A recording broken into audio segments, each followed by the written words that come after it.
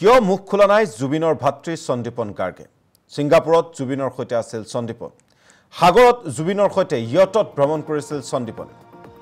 এটা প্ৰশ্ন উত্থাপন হৈছে এগৰাকী আৰক্ষী বিষয়া সন্দীপন গাৰ্গে কিয় মুখ খোলা নাই সিংগাপুৰত কিন্তু জুবিনৰ সৈতে ঠিকই আছিল আৰু ভাতৃৰ দায়িত্ব পালনত ব্যৰ্থ হৈছিল সন্দীপন জুবিনৰ মোবাইল সিদ্ধাৰ্থৰ পৰা অনাত ব্যৰ্থ হ'ল সন্দীপন বকু সমজিলাৰ আৰক্ষী অধীক্ষক সন্দীপন গাৰ্গ বুধবাৰে জুবিনৰ বাসগৃহত উপস্থিত হৈছিল সন্দীপন গাৰ্গ বাৰম্বাৰ সংবাদ মাধ্যমৰ পৰা আঁতৰি থকাৰ চেষ্টা সন্দীপন গাৰ্গৰ এতিয়া প্ৰশ্ন উত্থাপন হৈছে কেইবাটাও এগৰাকী আৰক্ষী অধীক্ষক বকু সমজিলাৰ আৰক্ষী অধীক্ষক সন্দীপন গাৰ্গ যিগৰাকী সন্দীপন গাৰ্গ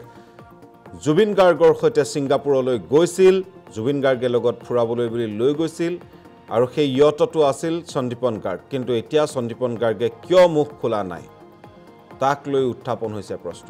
কিয় সংবাদ মাধ্যমৰ পৰা আঁতৰি আছে কিয় সঁচা কথা ক'বলৈ সাহস কৰা নাই স্বয়ং এগৰাকী আৰক্ষী অধীক্ষকে তাক লৈ উত্থাপন হৈছে প্ৰশ্ন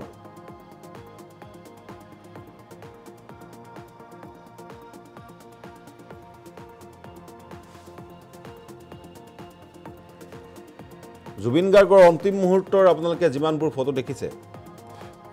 সেই যিমানবোৰ ভিডিঅ' দেখিছে সকলো ভিডিঅ'তে উপস্থিত আছিল এগৰাকী সন্দীপন গাৰ্গ সন্দীপন গাৰ্গ ইয়টত আছিল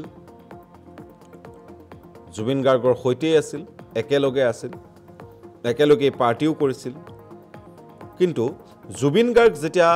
অসুস্থ অৱস্থাত প্ৰথমবাৰ লাইফ জেকেট পিন্ধি নামি যাওঁতেই মানুহজন যেতিয়া অসুস্থ হৈছিল তাৰ পিছতো পুনৰবাৰ লাইফ জেকেট নিপিন্ধাকৈ যেতিয়া জুবিন গাৰ্গে পানীত নামিব বিচাৰিছিল তেতিয়াও কিন্তু মানা কৰা নাছিল এইগৰাকী সন্দীপন গাৰ্গ তেজ মঙহৰ সম্পৰ্ক থকা সন্দীপন গাৰ্গ সম্বন্ধত জুবিনৰ ভাতৃ কিন্তু এনে সম্পৰ্কৰ কি প্ৰয়োজন এনে সম্বন্ধৰ কি প্ৰয়োজন এনে ভাতৃৰ কি প্ৰয়োজন জুবিন গাৰ্গে যেতিয়া নামিব বিচাৰিছিল কিয় বাধা প্ৰদান কৰা নাছিল সন্দীপন গাৰ্গে সেয়া বাৰু ঠিকে আছে সেই সময়ত জুবিন গাৰ্গক বহুতেই বাধা প্ৰদান কৰিব নোৱাৰে জুবিন গাৰ্গে কাৰো কথা নুশুনে নামানে জুবিন গাৰ্গৰ সেয়া খেয়ালি মন জুবিন গাৰ্গ তেনেধৰণৰে এজন লোক কিন্তু কিয় জুবিন গাৰ্গ ঢুকুৱাৰ খবৰটো 8 ঘণ্টা পাছতহে অসমবাসীয়ে গম পালে য'ত এগৰাকী স্বয়ং আৰক্ষী অধীক্ষক উপস্থিত আছে কিয় এই সন্দীপন গাৰ্গে আজিও সংবাদ মাধ্যমৰ আগত আচলতে ঘটনাটো কি হৈছিল ক'ব পৰা নাই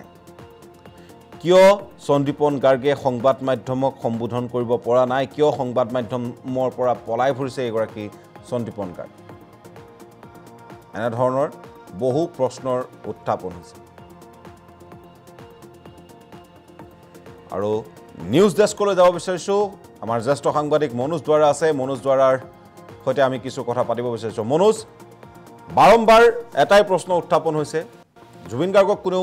বাধা প্ৰদান কৰিব নোৱাৰে মই বুজি পাইছোঁ সেইদিনা বাৰু মানা কৰিব নোৱাৰিলে জ্যেষ্ঠ ভাতৃয়ে নিজৰ মতেই বাৰু পানীত নামি গৈছিল সেয়াও আমি মানি লৈছোঁ কিন্তু এগৰাকী আৰক্ষী অধীক্ষক হৈও এতিয়ালৈকে ৰাইজৰ আগত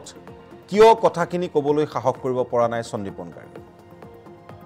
মনোজ দেৱপ্ৰতিম এই মুহূৰ্তত আপোনাৰ জৰিয়তে মই ক'ব বিচাৰিছোঁ যে সন্দীপন গাৰ্গ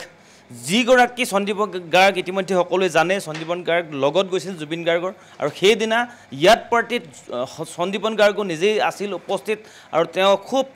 আনন্দ মনেৰে নাও খেলি আছিল নাও চলাই আছিল আমি দেখিছিলোঁ তাৰপিছতো জুবিন গাৰ্গক তেওঁ কোনো ধৰণৰ বাধা প্ৰদান কৰিব নোৱাৰিলে এগৰাকী ভাতৃ হিচাপে এই কথাটো চবেই সকলোৱে আচলতে চৰ্চা কৰি আছে এতিয়া কথাটো হ'ল সন্দীপন গাৰ্গ সেইদিনাৰ পৰা আজিলৈকে তেওঁ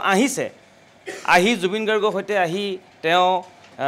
অন্ত্যেষ্টিক্ৰিয়া সময়লৈকে তেওঁ গৈ উপস্থিত হৈছে তাত গৈ উপস্থিত হৈছে কিন্তু এটা কথা কোনো ধৰণৰ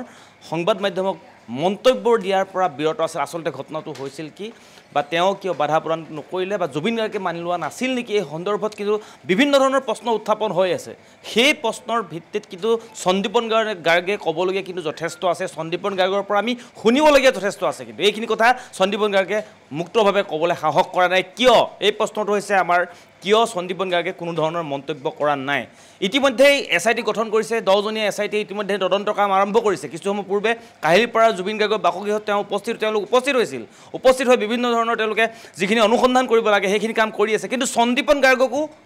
আৰক্ষী বিষয়া হ'লেও সন্দীপন গাৰ্গকো এই তদন্তৰ আওতালে আনিব লাগে কাৰণ প্ৰত্যেকে যদি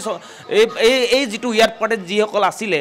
তেওঁলোকৰ প্ৰত্যেকৰে নাম যদি এই তদন্ত আওতালৈ আনিব লাগে কিন্তু সন্দীপন গাৰ্গৰ নাম তদন্ত আওতালৈ আনিব লাগিব কাৰণ সন্দীপন গাৰ্গে সেই সময়ত মুক্তভাৱে জুবিন গাৰ্গৰ যি